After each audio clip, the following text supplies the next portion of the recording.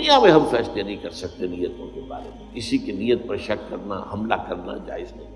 ہمیں کیا معلوم؟ یہ دلوں کا حال ہے، اور دلوں کا حال اللہ جانتا ہے. علیم بذات الصدور اللہ تعالیٰ ہے. وہ جو فرمایا گیا کہ ان اللہ لا ينظر الى صورکم ولا الى اموالکم ولکن ينظر الى قلوبکم واعمالکم. اللہ تمہاری صورتوں اور مالوں کو نہیں دیکھتا، وہ تمہارے دلوں کو دیکھتا ہے اور تمہارے اعمال کو دیکھتا ہے. عمل صحیح ہے، نیک ہے، اور دل میں اس کے لیے جو موٹیو اور جذبہ تھا، وہ جو قوت محرکہ تھی، وہ بھی صحیح ہے. وہ عمل ہے جو اللہ کے ہاں مقبول ہوگا. اب اسی کے حوالے سے میں چند حدیثیں کس انتہا تک یہ بات حضور نے پہنچائی ہے. حضور نے فرمایا من صلی یرائی فقط اشرکا ومن صام یرائی فقط اشرکا ومن تصدق یرائی فقط اشرکا. جس نے دکھاوے کے لیے نماز پڑھی اس نے شرک کیا. اب نماز تو بہت بڑا نیکی کا فعل ہے، بہت بڑا نیکی کا فعل ہے. یہ تو ارکان اسلام میں سے رکن اعظم ہے، الصلاۃ عماد الدین. لیکن اس کے پیچھے بھی نیت اگر دکھاوے کی ہے، ریاکاری کی ہے، اپنی دینداری کا اور اپنی تقویٰ کا روب گانٹنا ہے لوگوں کے اوپر، تو پھر یہ شرک ہے. ومن صام یرائی فقط اشرکا، اور جس نے روزہ رکھا دکھاوے کے لیے اس نے شرک کیا. ومن تصدق یرائی فقط اشرکا، اور جس نے صدقہ و خیرات دیا دکھاوے کے لیے ریاکاری میں، اس نے شرک کیا. اور شرک سے زیادہ بڑا گناہ، گھنامنا گناہ اور کوئی نہیں.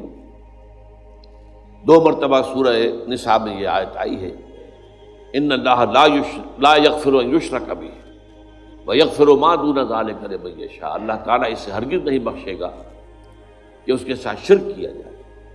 ہاں اس سے کم تر جس کو چاہے گا معاف فرما دے. ایک اور حدیث میں اس سے بھی زیادہ باریک بات کہی گئی. شرک خفی یہ ہے کہ اگر کوئی شخص نماز پڑھ رہا ہو اور اسے یہ محسوس ہو کہ کوئی اسے دیکھ رہا ہے تو وہ سجدہ لمبا کر دے. یہ شرک خفی ہے. ایک شرک جلی ہوتا ہے جو نظر آ رہا ہے شرک ہو رہا ہے، بت کو سجدہ کیا جا رہا ہے، قبر کو سجدہ کیا جا رہا ہے، شرک جلی. ایک شرک خفی ہے، چھپا ہوا شرک اندر دل میں، کہ آپ نماز پڑھ رہے ہیں، آپ نے دیکھا کچھ لوگ دیکھ رہے ہیں مجھے، تو آپ لمبا سجدہ کر دیے. اس کا آپ تجزیہ کر سکتے ہیں، سمپل میتھمیٹکس ہے. اگر وہ پہلے 5 سیکنڈ کا سجدہ کر رہا تھا اور اب اس نے 10 سیکنڈ کا سجدہ کیا ہے، تو یہ 5 اضافی کس کے لیے کیے؟ 5 تو ہو گئے اللہ کے لیے، پہلے وہ کر رہا تھا، لیکن یہ 5 جو اضافی منٹ لگے ہیں یہ کس کے لیے؟ تو لوگوں کے لیے، ریاکاری کے تحت. تو ایک سجدے کے 2 مسجود ہو گئے. ایک مسجود اللہ کی ذات ہوئی اور ایک مسجود وہ لوگ ہیں جنہیں دکھایا جا رہا ہے. اس میں حضور صلی اللہ علیہ وسلم کی دعوت سے اور تربیت سے جس حد تک باریک بینی آ گئی تھی صحابہ کرام میں، اس کی مثال جو ہے وہ حضرت علی رضی اللہ تعالیٰ عنہ کا ایک واقعہ ہے.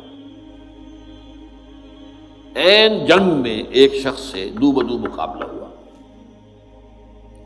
اور حضرت علی رضی اللہ تعالیٰ عنہ نے اس کافر کو، مشرک کو زیر کر لیا، اس کے سینے پر سوار ہو گئے. اب خنجر بھونکنے والے تھے کہ اس نے نیچے پڑے ہوئے بھی منہ پر تھوک دیا حضرت علی رضی اللہ تعالیٰ. اب حضرت علی سے چھوڑ کر کھڑے ہو گئے. وہ حیران ہوا. وہ جسے آپ انگریزی میں کہتے ہیں to add insult to injury. میں نے تو اور توہین کی تھی، ان کی انسلٹ کی، یہ مجھے چھوڑ کر کھڑے ہو گئے، کیوں؟ پوچھا اس نے. تو حضرت علی فرماتے ہیں دیکھو میری تم سے کوئی ذاتی دشمنی نہیں ہے، میں تمہیں صرف اللہ کے لیے قتل کر رہا تھا. لیکن اب اگر میں قتل کرتا تو میرے نفس کا انتقام بھی شامل ہوگا. تم نے میری توہین کی تو میں گویا کہ اپنے نفس کے انتقام میں اس کا بدلہ لینے کے لیے بھی ایک نیت کے اندر میرے یہ ذاتی بات بھی شامل ہو جاتی، اس لیے میں نے تمہیں چھوڑا.